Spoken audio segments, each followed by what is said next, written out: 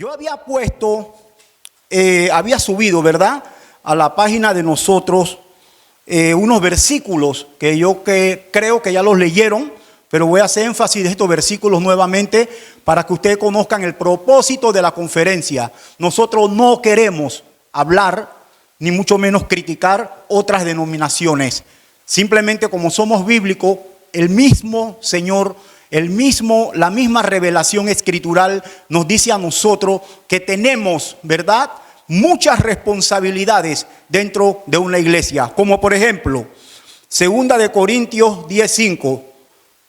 Derribando argumentos y toda altivez que se levanta contra el conocimiento de Dios y llevando cautivo todo pensamiento a la obediencia de Cristo. ¿Qué nos dice esto? Que todos esos argumentos errados, la iglesia tiene la responsabilidad de derribarlos, porque somos columna vertebral de la verdad. Entonces, ¿por qué hay que derribarlos? Porque traen consecuencias eternales, ¿verdad?, en el desconocimiento de muchos. Luego, en Judas 1:3, dice: amados, por la gran solicitud que tenía de escribirles acerca de nuestra común salvación, me ha sido necesario escribirles exhortándolos que contendáis ardientemente por la fe que una vez fue dada a los santos. Contender ardientemente por la fe es defender la fe, no tu fe, la fe bíblica, que es muy importante, ¿verdad?, que nosotros tengamos presente. La fe se defiende porque siempre va a ser atacada. Usted está viendo cómo hoy día se están sumando muchas ideologías falsas que están, ¿verdad?, contaminando la sociedad y llevando a la gente al infierno. Es importante que nosotros entendamos que nosotros somos luz y no la miel, ¿verdad? Somos la sal y no la miel del mundo. ¿Y qué significa ser la sal? Tenemos nosotros que añadir ese ingrediente que es la verdad para poder sacar a muchos del error. Otro versículo dice: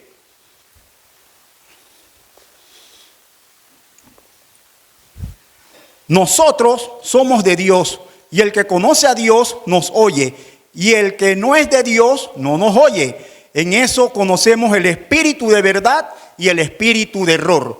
Una vez haberle citado estos versículos, ¿verdad?, que nos llevan a nosotros a entender y a comprender por qué Dios nos hace esta exhortación, es importante que usted entienda que usted está en esta conferencia para aprender, para hacer luz y para poder derribar argumentos que se levantan contra el conocimiento del Dios Santo. Pero eso solamente no nos ayuda a eso. También nos va a ayudar a reconocer y a contentarnos de que estamos en una iglesia de sana doctrina. Aleluya, gracias. Bien, vamos a hacer algo.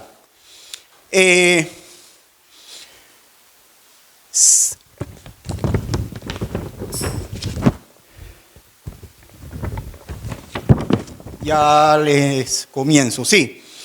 134 millones de personas sufren cada año algún tipo de daño o trauma a consecuencia de algún tipo de error en atención hospitalaria. Voy a dejarlo hasta allí porque quiero que empiecen a tratar de reflexionar y a tratar de analizar ese argumento que les acabo de decir. Escuche, 134 millones de personas sufren cada año algún tipo de trauma a consecuencia por algún tipo de error en atención hospitalaria, lo que causa casi 3 millones de muertes al año.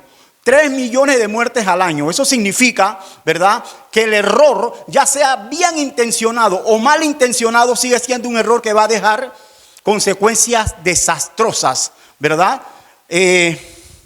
Errores de ingeniería, ¿verdad?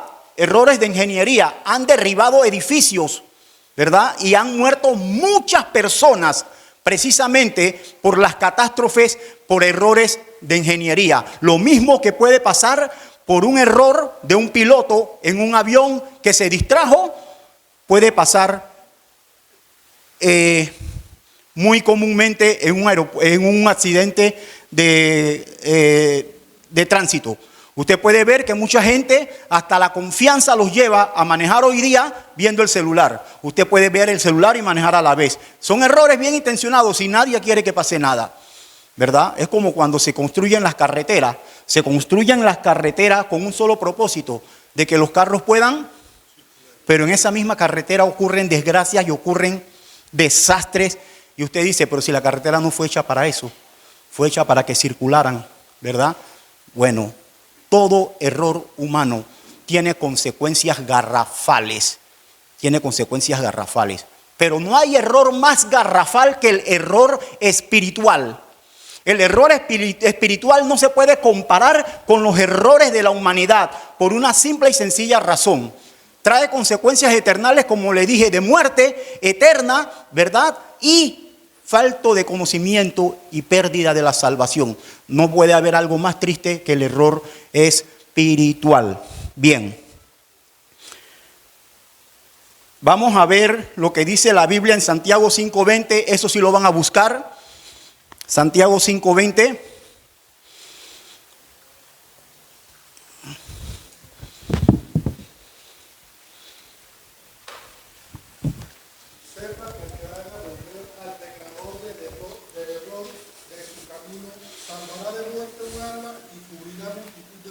Ahora, lo que yo he dicho anteriormente, yo lo sostengo en este versículo. Vuelvo y repito, Luis. Voz de trompeta, Luis. Sepa que el que haga volver al pecador del error de su camino, salvará de muerte un alma y cubrirá multitud de pecados. Sepa que aquel que pueda sacar del error, ¿verdad?, lo salva de la vida o lo salva de la muerte. ¿En qué aspecto lo salva de la vida? Le da vida eterna. ¿En qué aspecto lo salva de la muerte? ¿Verdad? Le evita una muerte espiritual. Es importante que nosotros entendamos también. Vamos a 2 de Pedro 3:17, rapidito. 2 de Pedro 3:17. Miren lo que hace el error, porque es importante esta conferencia. Así que vosotros, oh amados, sabiéndolo de antemano, guardaos, no sea que arrastrados por el error de los inicuos caigáis de vuestra firmeza. No sea que del error de los inicuos, lo que enseñan falsas enseñanzas, caigan de la firmeza. Ahora mismo todos aquí debemos estar firmes en la fe. Pero precisamente cuando usted sale de aquí, usted escucha otras prédicas en su celular, usted escucha otras predicaciones y otras enseñanzas en su televisor, ¿verdad? Usted lee algún folleto, usted recibe algún libro, usted escucha otras voces y lo más importante es que usted no tenga la capacidad ni el conocimiento para saber discernir la verdad. ¿Por qué? Falta de conocimiento. Y si la falta de conocimiento no es un problema para usted, que comience a ser un problema para usted. Porque dice la Biblia y dice la palabra, tanto en el Antiguo como en el Nuevo, por falta de conocimiento perece mi pueblo. Entonces el conocimiento también, la falta de conocimiento trae consecuencias eternales. Entonces ahora, cuando nosotros queremos citar, ¿verdad?, las herejías y comenzamos con el catolicismo romano, quiero que entienda que no es criticar la denominación, porque la iglesia de Cristo no tiene apellido. La iglesia de Cristo no es pentecostal, no es bautista, no es católica, no es mormona, no es testigo de Jehová. La iglesia de Cristo es aquella que hace la voluntad del Padre y se conforma a las sanas escrituras. ¿Me está entendiendo? Y se conforma a las sanas escrituras. Pero nosotros mismos podemos estar contaminados con errores, ¿verdad?, que nos pueden llevar a vivir una vida desatinada o a caernos de nuestra fe. Entonces eso sí es importante, por eso el Señor hace la reseña en toda la Biblia de lo que significa palabra y de lo que significa sana doctrina. Entonces nosotros queremos hacer hoy un estudio que, si yo logro explicarle, aunque sea en mi hora, tres errores del catolicismo, que es nuestra religión oficial por la cual desde que naces escuchas, yo creo que he logrado el cometido, por lo menos en esta conferencia, porque después mi hermana Adita viene con otras herejías que es importante que nosotros entendamos. Bien, vamos a comenzar con el celibato. En el catolicismo romano existe el celibato, que significa el don de contención. En pocas palabras, el don de soltería. Pero vamos a ver cómo le hace daño a la humanidad y al mismo clero eclesiástico esta herejía. ¿Por qué es una herejía? Porque así el Señor no lo explica como ellos lo practican. Les voy a decir cómo ellos lo practican. Todo ministro, todo obispo, todo clero eclesiástico que forme parte de la Iglesia Católica tiene que vivir en soltería. Tiene que tener supuestamente, entre comillas, el don de contención y automáticamente prohibirse de un hogar con hijos. ¿Usted sabía esto? Va a ser muy difícil que usted vea un padre con hijo. Si usted ve un padre con hijo y esposa, está en rebeldía. Porque desde que empiezan su carrera en el seminario, ya se matriculan con una condición. ¿Cuál es la condición? No puedes tener hijo. Bien, vamos a ver ahora qué dice la Biblia sobre eso.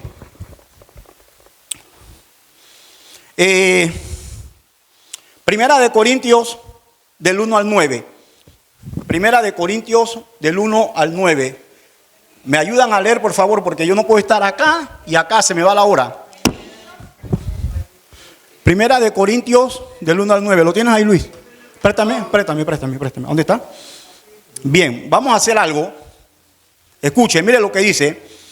Pablo, llamado a ser apóstol de Jesucristo por la voluntad de Dios, y el hermano Sóstenes, a la iglesia de Dios que está en Corintio, a los santificados en Cristo Jesús, llamados a ser santos, con todos los que en cualquier lugar invocan el nombre de nuestro Señor Jesucristo, Señor de ellos y nuestro. Gracias y paz a nosotros, de Dios, nuestro Padre y el Señor Jesucristo. Espérese un momentito ahí.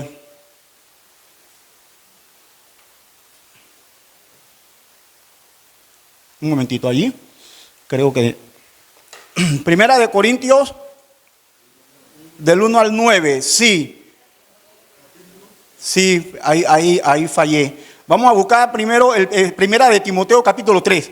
Vamos a buscar primero de Timoteo capítulo 3. Fallé allí. Sí, capítulo 3 del 1 al 4. Primera de Timoteo. Ahora sí. Palabra fiel. Ahora sí, siga. Si alguna anhela obispado, Miren los requisitos del ministro. ¿Qué dice? pero es necesario que el obispo sea irreprensible. Que sea irreprensible. Marido de una sola mujer. Allí, póngale la lupa. Marido, De una sola mujer. automáticamente la palabra me está diciendo que sí se puede casar. Que sí puede tener un hogar. Bien, ahora vamos a ver algo.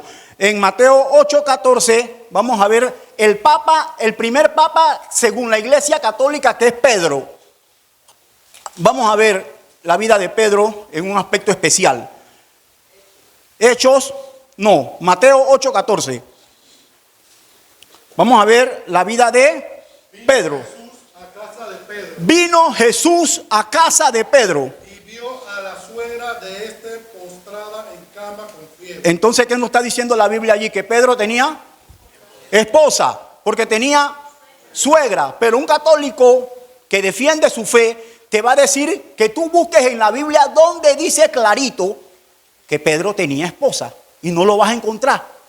Pero si tenía suegra, ¿qué significa? Entonces, en hermenéutica yo les he enseñado que un solo versículo no hace doctrina, pero que tampoco, ¿verdad? Tú me puedes decir que algo no está explícito de lo implícito. Entonces, en hermenéutica lo implícito es la palabra suegra, que automáticamente me dice a mí, Pedro tenía esposa. ¿Estamos claritos hasta allí? Bien, ahora usted dirá, hermano, ¿y en qué nos afecta eso? Bueno, ¿usted quiere saber en qué nos afecta? Miren qué nos afecta. Solamente en un estado de los Estados Unidos, en Maryland, más de 600 niños fueron abusados sexualmente en los últimos 80 años. Solamente en un estado, tire matemática, en Maryland, Baltimore, en la arquidiócesis de Baltimore, hay un registro de 600 niños abusados en los últimos 80 años, más de 150 sacerdotes fueron enviados a prisión, supuestamente por una sana doctrina, supuestamente entre comillas, por una sana doctrina del catolicismo romano. 600 en un estado. Ahora imagínense en todos los estados de Estados Unidos en 80 años. Usted dice, ¿por qué, hermano? Por una simple y sencilla razón. Es una opción si el hombre de Dios considera que atendiendo a la familia va a descuidar o no va a poder cumplir con la totalidad del propósito que Dios tiene para él en su camino. Entonces el hombre dice, como no es un mandato, ni mucho menos una obligación, sino una concepción, el hombre dice, yo prefiero no casarme, ¿verdad? Yo prefiero no casarme porque yo tengo el don de contención. Pero lamentablemente ese don de contención es un don demasiado escaso dentro de los ministros de Dios. Que yo diría que solamente un por ciento lo puede tener de todo el cuerpo de Cristo. ¿Por qué? Porque está totalmente, ¿verdad? Demostrado que la lujuria, la morbosidad y todos aquellos pecados todavía están en el hombre después del nuevo nacimiento. ¿Cierto o falso? Está en el hombre, pero el hombre decide si comete el pecado o no lo comete. Para eso existen herramientas que el Señor nos da, como la oración, como la congregación, como el compromiso. Muchas cosas te alejan, ¿verdad? Pero eso siempre va a venir al hombre de Dios. Había un hombre que tenía un corazón conforme al corazón de Dios. ¿Cómo se llamaba? Y parece que tuvo este problema, ¿verdad? Yo no soy David. Yo no soy David. Y yo no tengo ese don. Así que hay otro versículo que lo respalda, que dice, para que no se estén quemando. Es mejor que tengan por causa de las fornicaciones.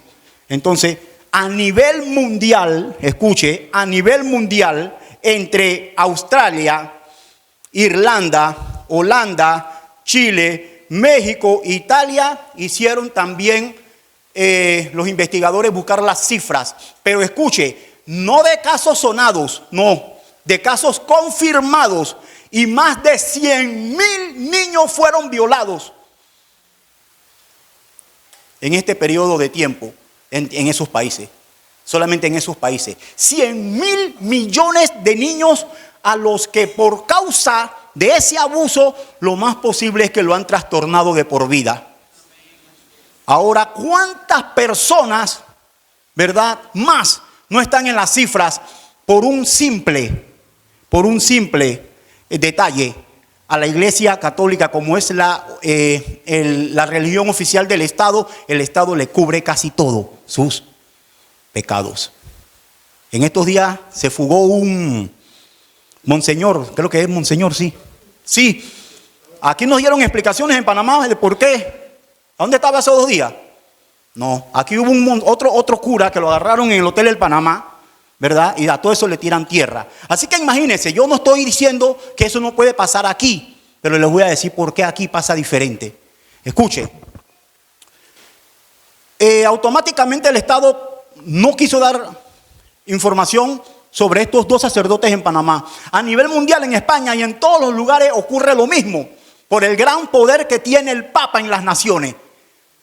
¿Usted sabía eso? Que el Vaticano es una ciudad dentro de un país. Digo, es un país dentro de otro país. El mismo Vaticano, no como territorio, sino como organización, es un país con una autoridad mundial dentro de otro país. Entonces, por eso ellos, en realidad, estos casos no lo ventilan. Y como no lo ventilan, solamente queda en el silencio y en el trauma familiar de la persona que fue a un seminario, o fue a una iglesia, o fue a un curso de comunión, de lo que sea. Y no lo dice. Primero por el temor, segundo por la vergüenza y tercero por el escándalo. Una sola doctrina de error, mire lo que ha causado. Mire lo que ha causado, una sola doctrina. No con las estadísticas del mundo, le estoy dando las estadísticas de un estado de Estados Unidos y en redondez le estoy dando entonces, ¿verdad? Los de Australia, Irlanda, Holanda y Chile, México, Italia. Faltan muchos países más en donde el catolicismo es la fe oficial. Entonces, por una simple y sencilla necedad de no creer lo que dice la Biblia tal como la Biblia lo dice. Pero bueno, todo eso tiene un nombre y apellido. Su nombre es Papa, vicario, autoridad, ¿verdad? Mundial. No solamente mundial moral, mundial jurisdiccional. Es una autoridad que se le ha dado al Papa de una manera pero tan sorprendente que todos los países se arrodillan ante el Vaticano. ¿Me está entendiendo? Entonces usted está viendo que el celibato, por muy sencillo que parezca como doctrina, ¿verdad? Erróneamente causa una destrucción global sin precedente, pero muy aterradora y muy aberrante. Eso tiene que ser algo terrible, algo terrible. Son cosas que solamente usted la va a escuchar en una conferencia. Eso usted no lo va a escuchar ni en los diarios, ni lo va a escuchar, en las noticias de repente con los informes que se dan, quizás, pero tienen que ser canales de televisión muy valientes que se atrevan a decir estas clases de noticias. Entonces, para que usted vea que el error causa más error si tú no lo detienes. Si una persona predica aquí un error, ¿verdad? Como la máxima autoridad de la iglesia, Jesucristo, fuente de vida eterna, no es el pastor Pena, sino la Biblia. Entonces aquí con el pastor Pena nos reunimos todos los maestros, todos los que estamos encargados de predicar, todos los ujieres, todos los diáconos, todos la membresía de la iglesia se reúne, examina la herejía o la verdad a la luz de la Biblia y toma una decisión. Dice John MacArthur que una de las cosas que ha hecho grande a su iglesia en Estados Unidos es que precisamente la máxima autoridad no es él, es la Biblia, ¿verdad? Porque hay algo que usted no sabe o quizás no le han dicho. La iglesia no le enseña a la Biblia le enseña a la iglesia. Si nuestra palabra no es nuestra autoridad, estamos mal como iglesia. Entonces aquí el pastor Pena tiene que tener, igual que la hermana Adita, igual que el hermano Edgardo, igual que Evelio, igual que la hermana Irma, igual que todos los que predican, tiene que tener la necesaria humildad. Cuando decimos algo que no es bíblico, poder decir, vamos a examinar esto a la luz de la Biblia, porque yo, si soy celoso de la palabra, no quiero volver a cometer ese error. Porque los errores, ya miren lo que causan, ¿verdad? Como el error de que la base principal del evangelio hoy día es la prosperidad. Ha engañado a tantos creyentes que creen que cuando llegan a los pies de Cristo tienen derecho a vivir como ricos y no tienen derecho a pasar peripecias como Pablo. Entonces, ¿qué pasa? Cuando vienen buscando el bien material a la iglesia, ¿verdad? Y no las riquezas espirituales, se van defraudados porque no han logrado cumplir sus caprichos. Y es que se olvidan que Jesucristo no cumple tus caprichos, Él cumple sus promesas. Y que ya estamos bendecidos con toda bendición espiritual. Y todavía nosotros queremos más bendiciones, ¿verdad? Menos verdad. Por eso les dije que en la iglesia lo más importante no es el amor ni la paz, es la verdad. Eso va a traer después amor y paz.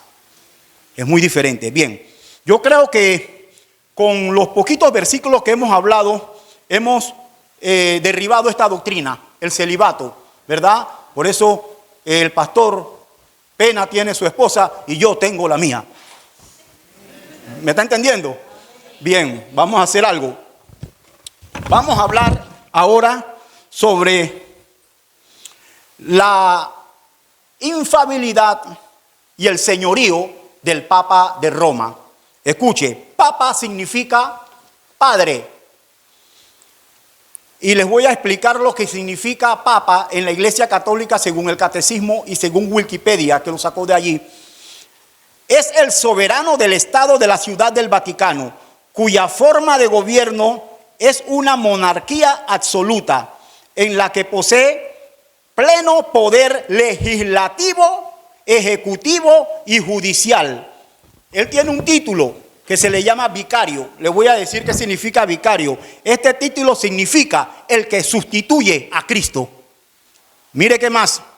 Por lo tanto, el Papa no solo tiene autoridad moral, tiene la potestad suprema, de jurisdicción suprema, plena y universal. Universal, casi en el mundo entero, ¿verdad? De una manera autoritativa y personal. O sea que si mañana el Papa le dice, fulanito lo excomulgo, fulanito se excomulga, solamente por capricho. Sobre todos los pastores y fieles, ¿verdad? El Papa tiene autoridad total. El Papa es Dios a tal punto que le dieron el título de infalible. ¿Qué significa infalible? ¿Quién sabe? No falla. Pero el Papa entonces ¿es humano o no es humano? Porque la Biblia dice que todos fallamos, que no somos perfectos, ¿verdad? Entonces infalibilidad es un título que solo lo tienen lo tiene Dios, la Trinidad. Vamos a hablar de la Trinidad. Dios, el Padre, el Hijo y después las Sagradas Escrituras. ¿Por qué las Sagradas Escrituras gozan de infalibilidad? Gozan de infalibilidad porque el que la inspiró, el que la iluminó, pero lo más importante, aquel, ¿verdad?, que la reveló, es infalible. Por eso Dios significa ser perfecto. Dios significa el que siempre ha existido. Dios significa todopoderoso, santo, ¿qué más? Sabio. Todos los conceptos que usted le aplique a Dios, algunos los comparte con usted, pero hay tres que no los comparte. ¿Cuáles son? Alumnos. No, él tiene tres atributos que no comparte con ninguno de nosotros, que lo hace Dios. Omnisciente, todo lo sabe. Omnipotente, todo lo puede. ¿Y qué más? Y omnipresente, está en todas partes. Eso no lo comparte, eso lo hace Dios. Bueno, si ese es Dios y el error no tiene nada que ver en una iglesia o en una ciudad o en un pueblo, entonces imagínense lo que pasa en India. Ese Dios que nosotros acabamos de citar en la India no es Dios, no es el Dios, no es Jesucristo. ¿Quién es? Ahí hay millones de dioses, pero hay uno el cual ellos adoran e idolatran, la vaca. Escuche que ese Dios es tan piadoso, ¿verdad? Según ellos, que tiene a millones de niños en toda la historia de la India muriendo de desnutrición y de hambre. Cuando esas vacas pueden alimentar a esos niños y darle vida y darle proteína, pero no la tocan, porque es de esa misma manera vive el hombre, aunque no sea por medio de la vaca, sin Dios en este mundo. No lo hagan peores que ustedes si no conocían a Dios, porque cuando no conocíamos a Dios éramos nada. La Biblia habla de pobres de espíritu, bienaventurados los pobres de espíritu. Y yo decía, esto aquí me choca, no lo entiendo. Hasta cuando estudié hermenéutica, yo esto no lo entiendo. Bien, los pobres de espíritu. Bueno, sí, lo que pasa es que en la Biblia los pobres de espíritu son aquellos que han vivido sin Dios y sin gracia toda la vida y en un momento reconocen que necesitan a Dios. Ahí entonces, ¿verdad?, se glorifica al Señor. Esos son los pobres de espíritu, los que reconocen tarde o temprano que han vivido sin Dios, sin esperanza. Esos son los pobres de espíritu, los que llegaron a la iglesia y se apartaron y no regresaron, ¿verdad?, porque necesitan reconciliarse con el Señor. Son pobres de espíritu porque necesitan de la gracia de Dios. Así como cuando creo que es Proverbio, dice principio de sabiduría. Decía un hermano mío que él no cree en nada, pero que él considera que por lo menos hay que temerle a algo para poder vivir bien o para poder gozar de la gracia de Dios. Hay que temerle a algo. Bueno, ese algo es Jesucristo, el Dios no conocido, como dice el Nuevo Testamento. Al Dios no conocido, y Pablo le dijo, ese Dios que ustedes no conocen, ese es Jesucristo. Ese es el que quizás muchas veces nosotros no buscamos mientras estamos logrando todo lo que queremos. Ese es el que quizás nosotros creemos que no es importante hasta cuando no llega a nosotros una conferencia como esta. ¿Me está entendiendo? Es importante entender que hay un Dios. Es importante reconocer, ¿verdad?, que yo soy pecador. Y es importante mucho más reconocer que necesito a Cristo como mi amo, dueño, Señor y Salvador. Es importante, porque usted puede vivir sin Cristo toda la vida, pero morir sin Cristo va a ser garrafal para usted. Va a ser garrafal. Por eso entonces en esta doctrina, ¿verdad?, del Papa, ¿verdad?, que yo considero que es la más dañina, porque como Él es infalible, Él es el que ejecuta doctrina dentro de la iglesia. Dijo la hermana que infalible significa no sé equivoca, no comete error. Entonces cuando él interpreta la Biblia a su manera como el celibato, miren lo que ocurre en el mundo. Y ellos se lavan las manos. ¿Ah? ¿Se dio cuenta? No podemos jugar con el error. Ninguna clase de error. Por eso soy celoso de la palabra de Dios. No le estoy diciendo que yo me someto a la palabra de Dios tal como el Señor quiere. No. Pero lo que comenzó en mí lo va a terminar. Téngalo por seguro. Lo que comenzó en mí lo va a finalizar. Bien. Ahora vamos a ver lo que dice la Biblia sobre el papado. Para comenzar, papa significa padre. Mateo capítulo 23, versículo 9. Mateo capítulo 3, versículo 9. Léalo en voz alta al que ya lo encuentra. Vamos a ver ese nombre que tiene el papa como padre. ¿Qué dice la Biblia? Mateo capítulo 3, versículo 9.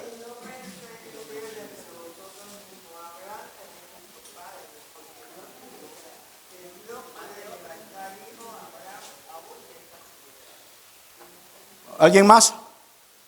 No penséis decir entre vosotros mismos, Abraham tenemos por padre. Ajá. Porque yo os digo que Dios puede levantar hijos a Abraham aún de estas piedras. Ok. ¿Quién era el padre de Abraham? ¿El padre de Abraham quién era? No, pero estamos hablando del padre de Abraham espiritual. Dios. ¿Y por qué la Biblia entonces dice que a nadie llaméis padre aquí en la tierra?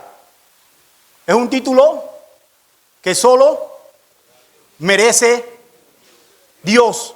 Y como nosotros creemos en una Trinidad, nuestro Padre es también Jesucristo. Aleluya. Bien, vamos a ver si el Papa es infalible. Romanos 3:4.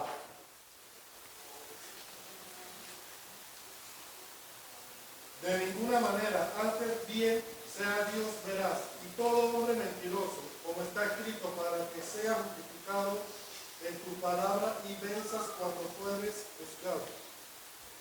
3:4. Sí. Te dije Romanos 3:4. ¿Qué dice? De ninguna manera, antes bien sea Dios veraz, Sea Dios veraz.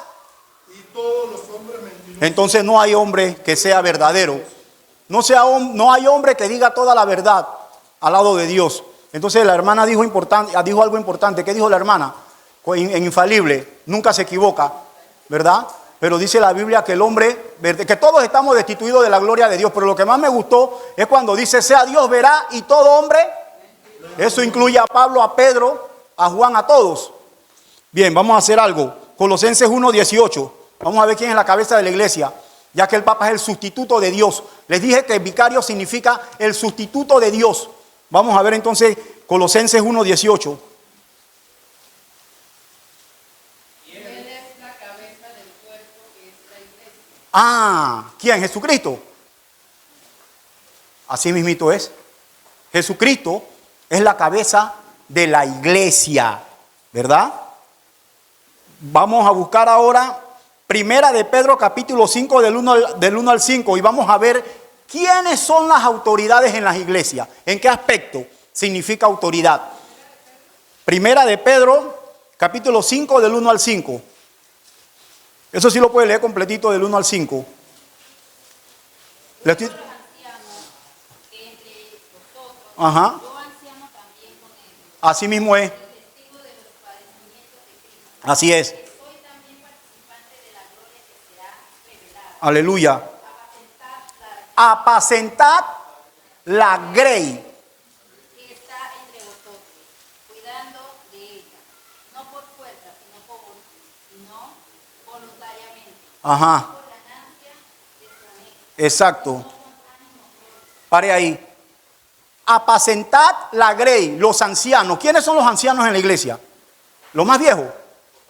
No, pueden ser las autoridades ministeriales, pueden ser los convertidos más antiguos, ¿verdad? Como por ejemplo aquí, en el gobierno de esta iglesia bautista existe pastor, ¿verdad? ¿Qué más existe? Diáconos. Diáconos. ¿Qué más existe? Ujieres. ¿Qué significa eso? que cada iglesia local tiene sus autoridades, pero estas autoridades no son jerarquías, son responsabilidades que se cumplen dentro del cuerpo de Cristo. ¿Entendió? Escuche, en la iglesia local no existe máxima autoridad, no existe jerarquía, nadie es mayor que nadie, existen responsabilidades. La del pastor, yo no la quiero. Por eso Dios no me la dio. La de maestro sí me gusta, ¿verdad? Yo no entiendo cómo el pastor hace para estudiar, para enseñar, pero lo más difícil para apacentar. Conociendo el carácter mío, yo no quiero conocer el del suyo, con el mío me basta. Y el pastor, ¿verdad?, apacienta todos esos caracteres de todas sus ovejas. Le preguntaron una vez a Pérez Millos, que es un gran pastor en España, que fue a una granja. Oiga, ¿usted conoce algo de ovejas? Dice, no, de 4 patas no, pero de 2 sí conozco bastante. Porque es muy difícil apacentar el rebaño. ¿A quién se lo dijeron? A Pedro. Pedro, ¿me amas? Pedro, ¿me amas? Pedro, ¿me amas? ¿Apacienta? De ahí entonces el papado, la Iglesia Católica sacó la autoridad de Pedro como papa, como el primer papa de la iglesia. Eso no tiene que ver nada con papa. Eso no tiene que ver nada con que la iglesia tenga una máxima autoridad a nivel ni local ni mundial. Porque ya vio lo que causó esa herejía. La primera que le expliqué del celibato. Ahora nadie la puede derribar. ¿Por qué? Porque el papa es la máxima autoridad, el sustituto de Cristo, y es infalible. Por eso no hay apóstoles ya. Porque ya el fundamento fue, y eso muestra que no puede haber apóstoles ni profetas en la iglesia. ¿Por qué? Porque ya el canon fue cerrado. Hebreos 1:1, rapidito. Voy a demostrar eso de una vez para que si alguien cree que es que tengo algo contra los nuevos profetas y los nuevos apóstoles que hoy existen, ¿verdad? Siempre me dicen, hermano Edgardo, ¿todavía existen apóstoles y profetas? Yo le digo que sí, todos falsos. Todo falso. Hebreos 1:1. Dios, habiendo hablado muchas veces de muchas maneras, ¿por medio de quién? En todo tiempo a los padres. Primero a los padres. Ejemplo de padres. Abraham, Isaac. Bueno, después de ellos, siga. Después los profetas. Profetas. Jeremías, Zacarías. Y por último los apóstoles. Pero por último, ¿por quién nos habló? Diga ahí. ¿Nos ha hablado? ¿Y el Hijo está aquí todavía dando doctrina o ya subió? Ya subió. Ya no hay más profetas. Ya no hay más apóstoles. Ya no hay nuevas revelaciones. Una revelación, si es nueva, está en la Biblia. Y si no está en la Biblia, no es nueva. ¿Me está entendiendo? No hay nuevas revelaciones. Dice, confórmese a la sana doctrina. Tenemos la Biblia, ¿verdad? Que es la palabra profética más segura. ¿Por qué profética? Porque contiene profecías. Como por ejemplo, una que está por cumplirse, la segunda venida de Cristo. ¿Se dio cuenta? No hay necesidad de nuevas revelaciones, porque la Biblia es un libro completo. Si existieran nuevas revelaciones, fuera un libro imperfecto y fuera un libro incompleto. ¿Me entiende? Eso es sencillo. Ya hemos derribado ese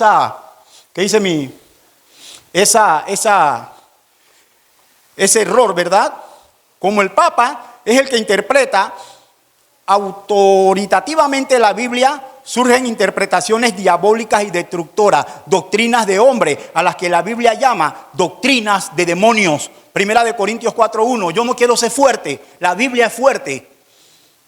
¿Quién podrá soportar esta palabra? Dice el escritor. Primera de Timoteo 4:1. De Timoteo 4:1. Es que los lentes que yo tengo son para ver de cerca y si me los pongo entonces no los veo a ustedes. Pero el Espíritu dice claramente que en los postreros días. ¿En los postreros días cuándo es? Hoy. ¿Qué dice? En los postreros tiempos. En los postreros tiempos, primero de Timoteo. Apostatarán Algunos, de la fe. para ahí. Apostatarán de la fe. algunos apostatarán de la fe. ¿Quiénes? Los que quieren traer nueva revelación al pueblo. Uno que trajo nueva revelación, que dice que un ángel se le apareció, fue, ¿cómo se llama el de los mormones? El mentado Smith. José Smith. ¿Y qué trajo José Smith? Otra Biblia, la Biblia de los mormones. ¿Y qué dice la Biblia? ¿Ah? En Apocalipsis. ¿Quién sabe? ¿Qué dice?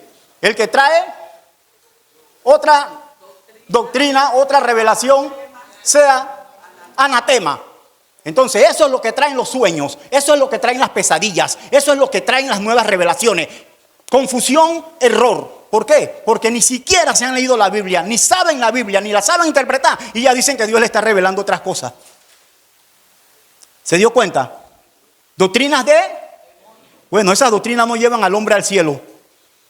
¿Me entiende? Ahora usted dirá, hermano, ¿quiere decir que los católicos no se salvan? Sí se salvan, porque algunos leen y algunos no siguen, ¿verdad?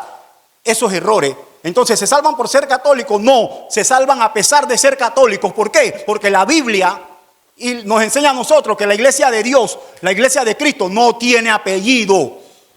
Por eso, por muy denominacional que sea, cualquier denominación tiene que ser bíblica y no se mete en problemas. Ni con la Grey, ni con el Señor. Por eso hay pentecostales que son bíblicos. Entendieron que la lengua, ¿verdad?, fue en un tiempo necesaria, ¿verdad?, por una señal. Y que también tiene sus requisitos. Y lo explicó el pastor muy bien en estos días. Si en caso tal, aquí llega un extranjero cuyo idioma de él no conocemos y el Señor se le quiere revelar y una hermana le predica el evangelio en su idioma, porque en la Biblia lengua significa idioma. Entonces yo no tengo ningún problema, porque eso fue lo que hizo el Señor en Pentecostés, ¿verdad? Que muchos fueron bautizados en lenguas y los extranjeros que estaban en esa fiesta, cuando Pentecostés se derramó, le entendían lo que decían, porque el Señor quería que su palabra ya se fuera propagando hasta lo último de la tierra. No había Biblia, ya hay Biblia, hay misioneros. No digo que eso no puede pasar, pero si pasa tiene que ser como la Biblia dice. Claro, no Rambo saca la bazuca, así mismito. Y nadie entiende nada, ni él mismo entiende nada. Entonces la lengua como doctrina, algún día la vamos a enseñar, tiene su propósito y verdad, y tiene su naturaleza. Pero no es para que toda la iglesia esté hablando locura que nadie entiende. También vamos a hablar de la imposición de manos. Muéstreme en la Biblia que una persona tenía tanto poder que tocaba a la gente y la gente se caía. Muéstreme eso en la Biblia. Yo les voy a hablar de uno que ese sí tenía todo el poder del mundo. Pero cuando la gente le tocaba, la gente no se caía, la gente se sanaba. Jesucristo. Entonces Jesucristo tiene menos poder que ellos, pues. Que los apóstoles modernos, que con el saco hacen así. Y no solamente ellos, el saco ya los tumba. Y se cae todo el escenario. Demonios de encantamiento están encantados por el hombre. Por eso sucede eso. Por eso dice que a todos aquellos que se les predica la verdad, pero siguen creyendo esas locuras, el mismo espíritu le trae un poder mentiroso para que sigan creyendo a la mentira. Por eso cada oveja tiene el pastor que se merece. A mí déjame con pena. Nada más se conforma a la Biblia. ¿Me está entendiendo? Ok. Ya estamos terminando. Y yo creo que ya hemos resuelto eso del Papa. Pero vamos a ver si ellos dicen que ellos necesitan un guía. Por eso tienen el Papa. Vamos a ver qué dice Juan 16:13. Y con eso terminamos el papado y le toco la última. Juan 16:13. Pero cuando venga el Espíritu de verdad. Pero cuando venga el Espíritu de verdad, el día de Pentecostés nos dejó Jesucristo cuando saltó a los cielos un consolador. Él os guiará a toda la verdad. El Espíritu Santo es el consejero de la iglesia, es el que ilumina a la iglesia y es el que guía a la iglesia. ¿Qué dice? Porque no hablará por su propia Claro, él no habla por su propia cuenta. sino que hablará todo lo que oyere y os hará saber las cosas que habrán de venir. Exactamente. Por eso cuando dicen que esas cosas son reales, porque el Espíritu Santo es soberano, dígale ese versículo. Él no habla por su propia cuenta, Él inspiró la palabra. El Espíritu Santo es soberano, pero no hará nunca, nunca nada que vaya en contra de la palabra que Él mismo inspiró. ¿Se está dando cuenta? Por eso cuento de pelado cada vez que me dicen en esta iglesia que pasó eso, que hubo otro nivel de unción, que bajó fulanito, que menganito dijo, que le adivinó a fulanito y a sotanito. Eso se llama demonio de encantamiento, porque el diablo también imita las obras de Dios. Entonces tú dices, no hombre, ese hombre tiene que ser de Dios. Si me dijo hasta el color de mi calzoncillo, ¿tiene que ser de Dios? Claro, para eso Dios les envía un poder engañoso, para que crean a la mentira. Ahora te están hablando verdad y te cuesta creerlo. Claro, si al hombre lo engañan un solo día, después pasan 1000 años y tú no lo logras sacar del engaño. Vamos a hacer algo rapidito para terminar y vamos a hablar del purgatorio. Otra de las enseñanzas falsas. Estado de quienes habiendo muerto en gracia de Dios necesitan aún purificar para alcanzar la gloria y así poder entrar al cielo. Es un estado después de muerto, no antes, después de muerto, en donde el muerto, ¿verdad?, aún necesita purificarse para alcanzar la gloria y así poder entrar al cielo. ¿Por medio de qué hacen estas purificaciones? ¿Quién sabe? La misa. Pero hay algo importante. Las misas gregorianas, que son 30 y que necesitan 30 días. Pero como son tantos, entonces las tradiciones de hombre en el catolicismo inventaron los novenarios, 9 días, menos gasto, menos café, menos pan, más rápido para que el Señor lo acepte. ¿Se dio cuenta? Los novenarios son tradiciones. ¿Y por qué lo vemos sagrado? Porque el Papa lo instituyó como una doctrina totalmente bíblica y nosotros no escudriñamos la Biblia. Y como el Papa es la máxima autoridad y nosotros no podemos dudar de él, entonces los católicos no llevan Biblia a la iglesia. ¿Se dio cuenta por qué pasan las cosas? Ahora ellos van a la iglesia sin Biblia. En cambio acá, lo que dice el pastor Pena con la Biblia, todavía el pastor Pena le dice a ustedes, busquen en la Biblia para ver si es verdad. Porque pretende hacer de ustedes un pueblo beriano. ¿Se acuerdan de los berianos? ¿Qué hacían los berianos? ¿Qué hacían los berianos? Verificaban lo que Pablo hablaba para ver si estaba de acuerdo a la ley, porque todavía no existía el Nuevo Testamento. Cuidado con eso. Muchos que decimos que la Biblia, no había Biblia ahí, habían manuscritos. ¿Me está entendiendo? Ahora es digno, ¿verdad?, de aprender, de conocer. ¿Por qué? Porque así como José Luis González, hay uno que le puso a todos el 66, lo puso a tatuarse el 666. ¿Quién se acuerda de este señor? ¿Alguien leyó algo? José Luis Miranda. José Luis Miranda recibió una revelación de que él era el anticristo, pero él no es el anticristo malo, él es el anticristo bueno. ¿Me entiende? Y usted viera su norma de ritual, era que todos se tatuaran primero el 6 y 6 y 6, porque ya Cristo venció en la cruz el pecado y ya todos podemos pecar si queremos. ¿Me está entendiendo? Entonces, el bautizo de él era que se marcaran el 6, 6, 6. Búsquelo en YouTube para que vea la cantidad de gente que se congregaba en los templos. Tuvo un ministerio mundial. Y todo el mundo tatuándose el 6, 6, 6. Ignorancia. Porque nosotros para las malas enseñanzas somos buenos, pero para las buenas enseñanzas, qué difícil, pero el Señor lo dijo, dura es esta palabra, ¿quién la podrá soportar? ¿Me está entendiendo ahora? Por eso que también cuando les hablaba a ustedes de la jerarquía en una iglesia, las jerarquías en las iglesias traen divisiones, traen egoísmo y traen malas intenciones. Y por eso usted ve que la iglesia está dividida, un bando para allá, otro bando para acá. Y todos se andan serruchando. ¿Por qué? Porque ellos creen que en la jerarquía está, ¿verdad?, la salvación. No, Señor, no es así.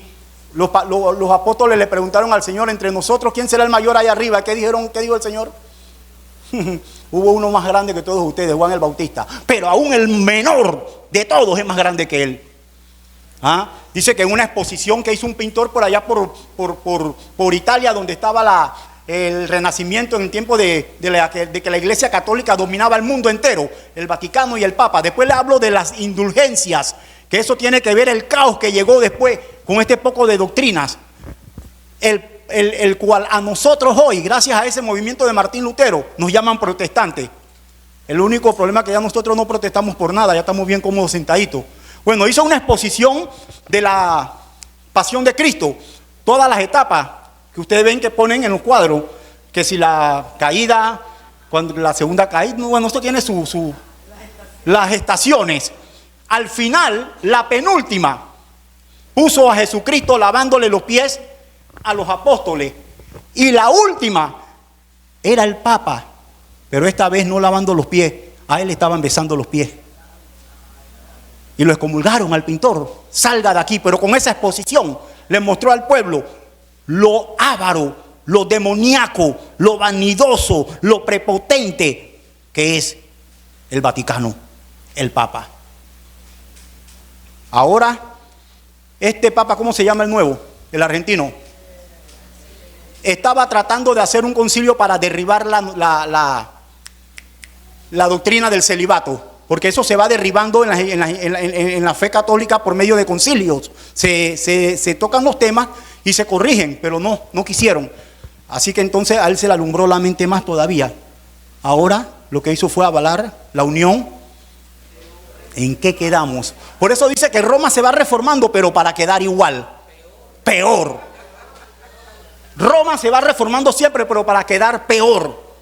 Bien, vamos a hablar rapidito, ya estamos terminando de el purgatorio. Bien, vamos a ver que en el purgatorio, por medio de las misas gregorianas, que son 30, purifican a las personas para luego entrar al reino de los cielos, ¿verdad? Pero veamos qué dice la Biblia, y ya estamos acabando. Hebreos 10:14. ¿Por qué? Porque supuestamente el creyente cristiano católico que muere no está listo todavía para entrar. Ahora vamos a ver qué dice Hebreos 10:14. Vamos rapidito, vaya buscando después Isaías 53:5 otro. Porque con una sola ofrenda hizo casi perfecto a los escogidos. No, hizo perfecto. Y perfecto en Cristo es perfecto. Por eso aprendimos aquí, hermana, en cuanto a la santidad, que nosotros somos santos por los méritos de Cristo, no por los méritos de nosotros. Por eso a los corintios, aunque estaban viviendo en pecado, el escritor dice a los santos de Corintios, porque la santidad, ese título que te dan los méritos de Cristo, no es negociable en el creyente, no se pierde.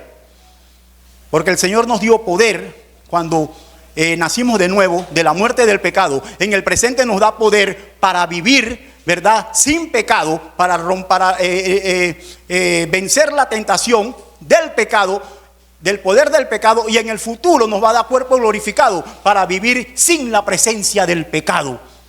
Así que imagínense, el purgatorio es una mentira de las peores. Bien, entonces ese sacrificio nos hizo perfecto, hermana. El sacrificio de Cristo nos hizo perfecto. A nosotros sí nos hizo perfecto. Nosotros no necesitamos purgatorio. Vamos a ver qué dice Isaías 53:5. Ajá. Exactamente. El castigo de nuestra paz fue sobre él. Exacto. Y por su llaga fuimos nosotros curados. Entonces nosotros somos curados. Nosotros no necesitamos purgatorio. ¿Ah? Porque Él pagó, Él se hizo ofrenda del pecado, ofrenda por el pecado. Nosotros estamos curados, hermano. Bien, Efesios 2, del 8 al 9. Efesios 2, capítulo 2, del 8 al 9. Rapidito. Porque por gracia soy salvo. Porque por gracia Soy salvo. yo no tengo nada que hacer ya. Por medio de la fe. Por medio de la fe. Porque no es por obras, para que nadie se gloríe. Se acabó, yo no necesito ser purificado. Porque la gracia es un regalo inmerecido, que yo no me merecía, pero que el Señor en su misericordia ya me dio. Por eso la salvación no se pierde en los nacidos de nuevo. Y una de las muestras del que nace de nuevo es que si se aleja de la iglesia, aún antes de morir, regresa a ella. Regresa a ella. Aleluya. Bien, entonces vamos a hacer algo. Esta peligrosa doctrina contribuye a la humanidad de una manera desastrosa. El purgatorio le dice al ser humano que no es que sí es por obra.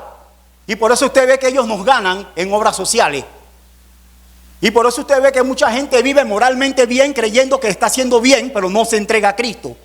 Entonces usted ve muchos moralistas que no dicen ni siquiera una palabra obscena, pero no lo hacen para la gloria de Dios, lo hacen porque quieren resaltar en cuanto a su moralidad. ¿Me está entendiendo? Y eso no es bíblico, porque esas obras están preparadas de antemano para los salvos. ¿Me entiende? Si no, lo que usted haga no cuenta. Y cuando cuenta es porque lo haces en Cristo. Entonces voy a hacer un ejemplo rapidito, porque ese ejemplo es importante. Ven, Cristina, rapidito. Miren lo que pasa cuando Cristo llega a mi vida en cuanto a las obras. Voy a darle un beso a mi hija. Siéntese. Bien, yo no le estoy dando a mi hija un beso para demostrarle que la quiero. No. Yo, porque la quiero, es que le doy un beso. Entonces, usted no hace obras para ganarse el favor de Dios. Usted, porque ahora es cristiano y el amor de Cristo mora en usted, ahora usted es piadoso y bondadoso para el mundo. ¿Vio la diferencia? En cambio, esta doctrina dice que hay que ganarse la purificación. ¿Me entiende? Y eso confunde al hombre de tal manera que el hombre puede llegar a decir, si cree en esta doctrina, voy a vivir mi vida como quiera, voy a gozar mi vida como quiera, total, cuando muera, mamá me hace un novenario, me manda para el purgatorio, paga por las 60 misas esas y directo para el cielo. ¿Hace daño esta doctrina o no hace daño? Bueno, entonces vamos a ver ya por último, Isaías 55:6, Hebreos 9:27, Isaías 55:6, ¿qué dice? Que a los hijos de los extranjeros que sigan a Jehová para servirle y que amen el nombre de Jehová para ser sus siervos, a todos los que guardan el día de reposo, para no profanarlo, abracen mi pacto. Ahí está. El que abraza el pacto de Dios no tiene más nada que ser purificado. No debe ser purificado. Vamos a Hebreos 9:27, rapidito. Y de la manera que fue establecido para los hombres que mueran una sola vez y después de esto el juicio. Está establecido que el hombre muera solamente una vez y después se acabó. No hay purgatorio. Entonces vamos a ver Mateo 5:3 y me voy. Mateo 5:3.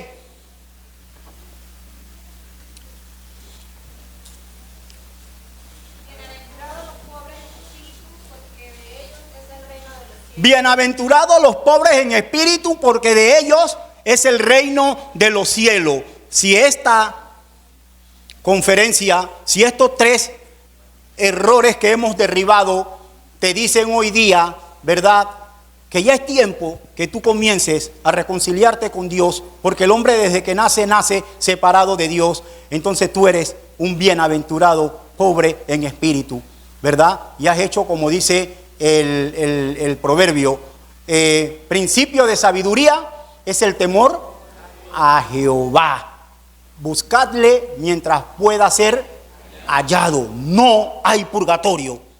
El Señor les bendiga.